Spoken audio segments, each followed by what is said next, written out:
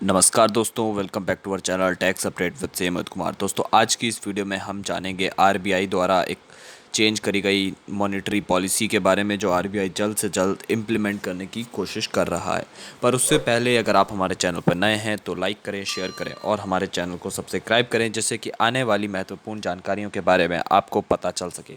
दोस्तों, जैसा कि आप स्क्रीन पर देख पा रहे हैं, यहाँ लिखा है आरबीआई ने वित्तीय वर्ष 2025 के लिए पहली मौद्रिक नीति बैठक में यूपीआई को लेकर बड़ा ऐलान किया है। अगर आप यूपीआई का इस्तेमाल करते हैं तो आपके लिए एक बड़ी सुविधा आने वाली है। इस सुविधा के तहत बहुत ही जल्द आपको यूपीआई का इस्तेमाल करके अपने बैंक अकाउंट में कैश भी जमा कर सकेंगे। भारतीय रिजर्व बैंक के गवर्नर शक्तिकांत दास ने कहा, जल्द यूपीआई के जरिए कैश जमा करने के लिए मशीन का इस्तेमाल करा जा सकता है। तो इससे आपको क्लियर हो गया कि यूपीआई के ज़रिए आप क्या कर सकते हैं, कैश डिपॉजिट कर सकते हैं। शक्तिकांत दास ने कहा कि इस सर्विसेज से लोग को बड़ी सहूलियत मिलेगी। कैश जमा करने के लिए बैंक नहीं जाना पड़ेगा।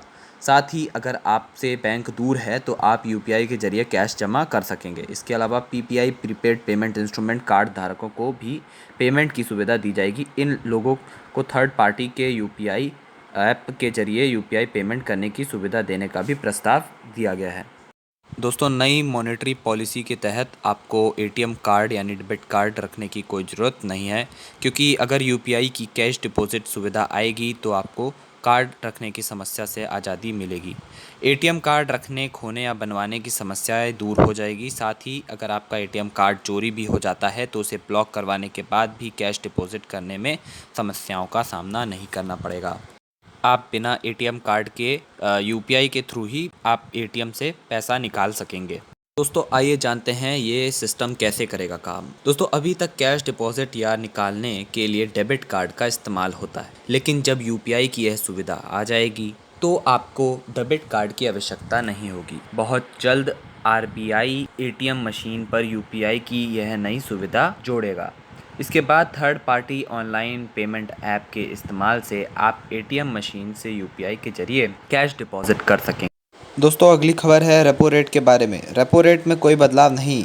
गवर्नर शक्तिकांत दास ने कहा है कि वित्तीय वर्ष 2025 की पहली आरबीआई मौद्रिक नीति बैठक में रेपो रेट को अनचेंज रखा गया है, यानी कि 6.50 पर ही रेपो रेट स्थिर रखा गया है। दोस्तों, अब हम जानते हैं कि आरबीआई की मीटिंग कब होगी।